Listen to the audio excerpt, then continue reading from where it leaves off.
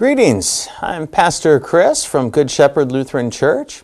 I've been involved in the Palos Heights community for now over 8 years, and as a pastor, one of the amazing things is hearing about all the great things that are going on in the community. We support them through our missions. However, as we speak to them, they always share how they wish more people knew about them because they're making a difference in the real people's lives, maybe even in the lives of somebody that you know, but they could be doing more if they were only aware of it. So today we bring in our community bridge Janice Berry from the Crisis Center for South Suburbia to share a little bit of the things that they are doing to make a positive impact in the Palos community and surrounding neighborhoods. Janice, it's great to have you here today. Thank you, Pastor Chris. Thank you for having me and allowing me to bring the message of the programs of Crisis Center for South Suburbia. Great. So tell us a little bit about yourself. Myself personally, I am currently the Associate Director of Development Operations at the Crisis Center for South Suburbia, a very busy domestic violence agency. We are over 40 years old, have our roots always in Chicago Southland. Our origin is in the late 1970s. The American Association of University Women realized there was a need for services for victims of domestic violence. And a few women got together around their kitchen table and took action. And they procured a one-bedroom home, small cottage on the grounds of Moraine Valley Community College. And they started the first shelter and counseling in a one-bedroom home, one-bedroom, one-bathroom home. And it grew from there. Our current location, we're based out of Tinley Park. We have about a 40-year-old shelter that is licensed for up to 54 beds, 19 bedrooms. We also we have dozens and dozens and dozens of families in apartments throughout the Southland where we will help our clients get on their way, help with rent and utility assistance, furnishing apartments with donated furniture and items for their kitchens and baths. We have advocates out in the hospitals, screening potential victims of domestic violence, letting them know there's help available. We have advocates in the Markham and Bridgeview courthouses who assist clients with writing orders of protection. Last year we helped file over 1,000 orders of protection just in those two courthouses. We have community educators who go out and talk to not only adult groups, church groups, social groups, sororities, organizations like that, but in the schools, middle schools, junior highs, high schools, to promote the message that healthy dating leads to healthy relationships, and in the hope of breaking the cycle of domestic violence that plagues all of our communities. Yeah, I'd like to ask you a little bit about that because domestic violence is one of those things that it seems like everybody thinks of it as just a one situation, where there is abuse being done by one person to another that is physical. What other types of domestic violence are there? What would you want people to be aware of and keep their eyes open for? Currently, it's a quick way to think of domestic violence. It's about power and control. And that power and control can manifest itself any of a number of ways. It can be physical. It can certainly, those are the stories we read about in the news and lead to horrendous stories of violence against humans. It can also be emotional in so many ways, being ostracized from your family and friends. It can be financial, not allowed to work outside the home for a spouse or partner, and therefore there's no financial independence, so you are dependent on your abuser for everything. We're finding one of the growing areas, unfortunately, of domestic violence is in the gray population, not only financial but emotional abuse. And another thing, sometimes domestic violence, it's not just romantic partners, which, we hear those stories all the time. Domestic violence can be multi-generational in families, between a grandparent and a grandchild. It can be between as we're finding with older people, between an adult child and a parent. So it takes many forms. And it's all about the abuser exerting power and control in one or more ways over the victim. Thanks. It's very helpful. It breaks down some of the barriers and stigmas around what exactly domestic violence is. So you mentioned several of the programs, and you ran through them very quickly. Very quickly as an of all the introduction. things that are going on. What are some that you've noticed have really made a strong impact that the Crisis Center for South Suburbia is really a part of and is kind of proud of? Thank you. I think we have seen growth continually in all of our programs. Our shelter is probably what most people think and know of Crisis Center for as a base program. We recently, in 2023, expanded our shelter to 19 bedrooms, and we're licensed for 54 beds. That's almost a 30% increase in the number of beds we used to offer. Wow. So our shelter needs have increased. That's just sad in a way, but we know we have to keep the capacity there for people to be able to find us and stay with us for about up to 45 days. We also have growth continually in finding our clients apartments, affordable apartments in the Chicago Southland. That is an ongoing struggle for our active housing department. We know clients need a permanent solution to become a survivor of domestic violence.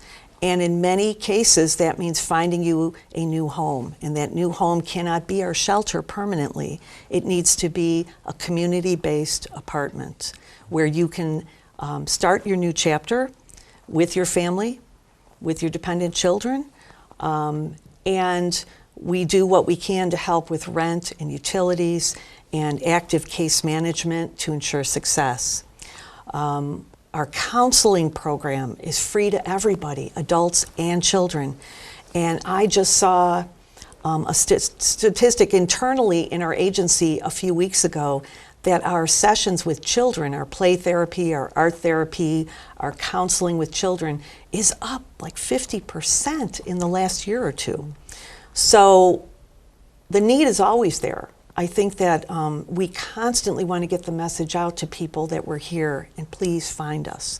We're here to help when victims of domestic violence are ready to make a phone call to our hotline or have someone pass them that hotline number to say, we are here, we're a phone call away.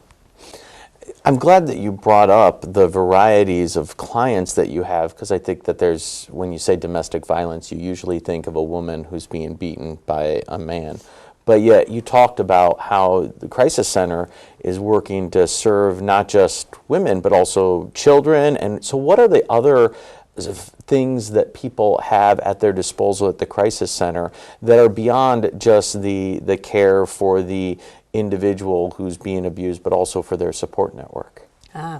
So we not only deal with the adults, the children, we have community-based educators who go out and talk in the schools, the middle schools, the junior highs, the high schools, and talk about healthy relationships proactively.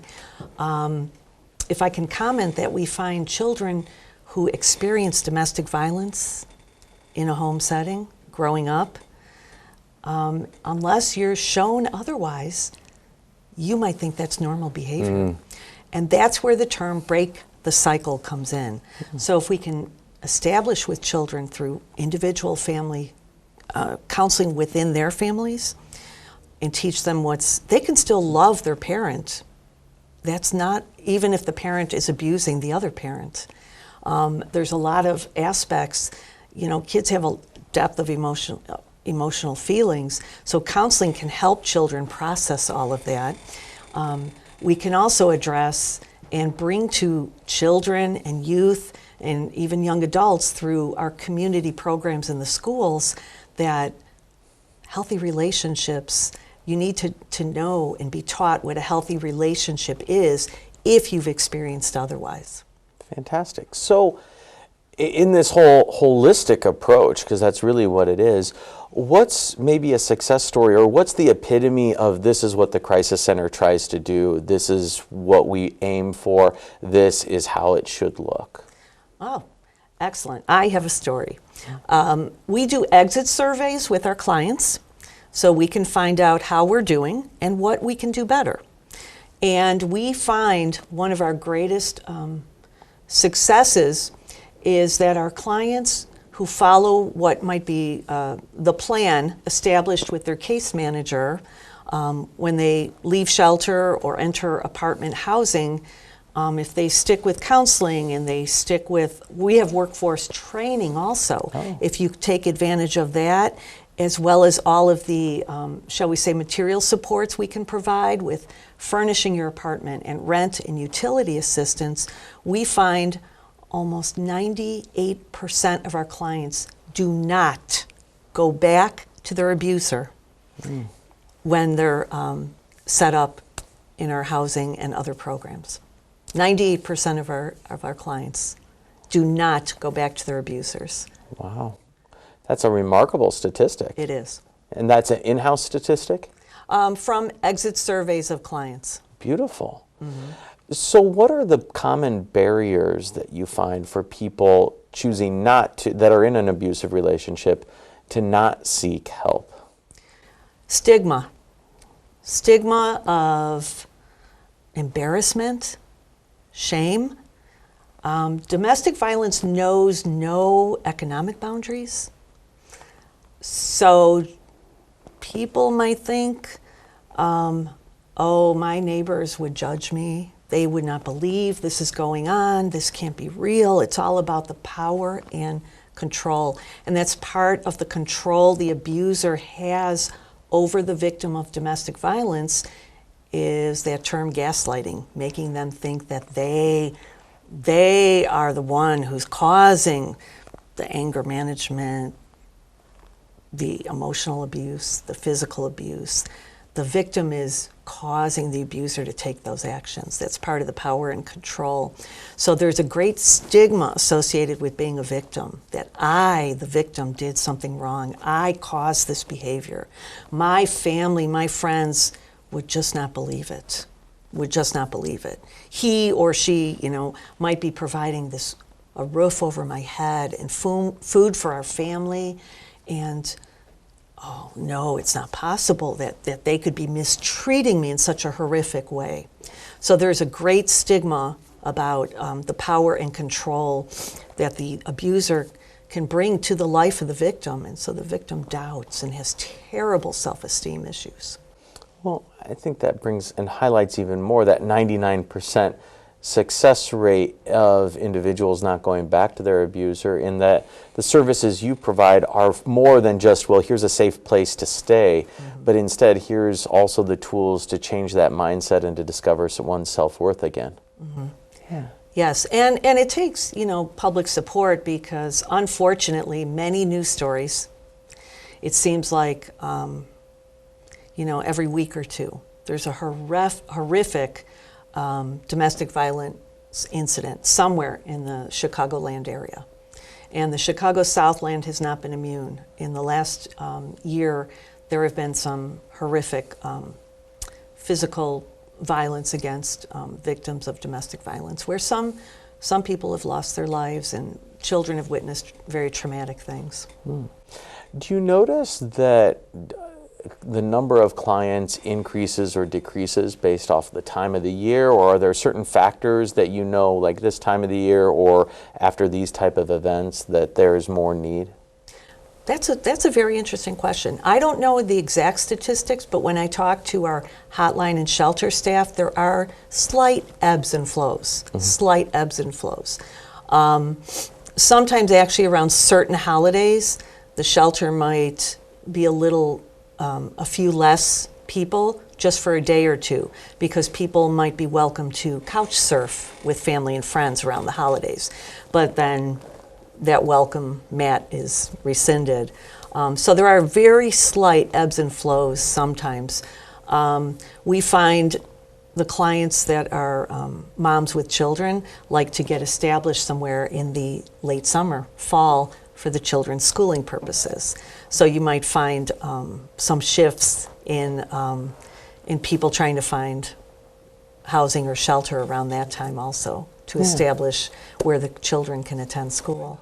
Yeah, so it sounds like this is very much something that is all year round, something that is necessary at all times. So let me ask this question, because you've brought up shelters before, but what would you say, or what is there for somebody who is in a situation that they're trying to evaluate, is this an abusive situation? Is power and control unhealthy dynamics in the relationship, but they're not yet ready to step out or leave or enter some type of shelter? What does the Crisis Center offer to that type of individual? That's a very good question. A call to our hotline starts and evaluates what services we can provide to you. Our hotline is 708-429-7233. It's answered 24 hours a day, 7 days a week. You can also go to our website and we translate in any language. We have a language translator button. And one of the features we're excited about that is going to be implemented in in 2024 is we're going to have a texting capability for the hotline. Some people just can't call or can't even go into the next room and whisper on a call safely. So we want to offer additional means for our clients to be able to seek help, get to our hotline, and be safe. So texting might be the way to do that. So that's coming. That will be coming. The hotline is the way to start, because our trained hotline operators and also hotline volunteers, they're highly trained, more than myself actually, and they ask the questions and find out what we can do for you. What we can do for you. And shelter is not for everybody. It might start with, come talk to a counselor, find out what you can do, and oftentimes that means creating what's called a safety plan to get yourself thinking about how you can leave. And that might be simply starting with gather important documents, your children's birth certificates, your social security card, things like that. Make copies, put them in a safe place. Start so that when you're ready to leave, whether that could be weeks, months, or even years, you'll be ready. Yeah, beautiful. Now, the Crisis Center for South Suburbia, what's the range geographically of the service area? So generally, we follow what is considered the 5th and 6th Cook County District Court Catchment District. That's the technical term. So anybody serviced out of the Bridgeview and Markham courthouses. But I will tell you, interpret that to mean basically southern border of Chicago, south to about, well, we're in Tinley Park, a little south, maybe before Kankakee, about east to I-57, and about west just before Joliet. That's a large service area. It is, and all of the Illinois domestic violence agencies cooperate with each other. So if our shelter's full and somebody else has a bed, it's not, you have to live in this Chicago Southland area. The bed is available, the bed goes to who needs it. That's fantastic to hear, given the last thing that somebody in such a crisis situation would want to encounter would be red tape that denied them the opportunity to get the help they were desiring.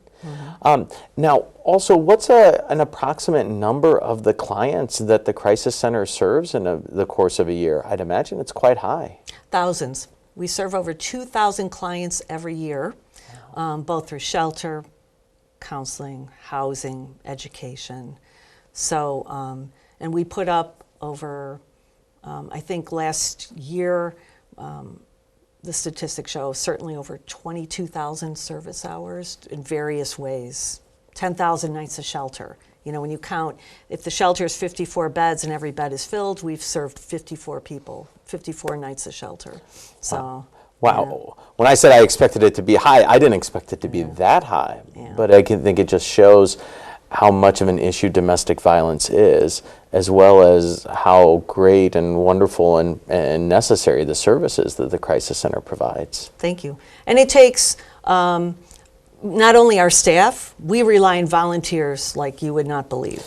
Yeah. We have a huge volunteer operation. We are always looking for more. Fantastic. Actually, I wanted to ask I you know. about that. So if people want to get involved, what are some of the things that volunteers do with the Crisis Center? Okay.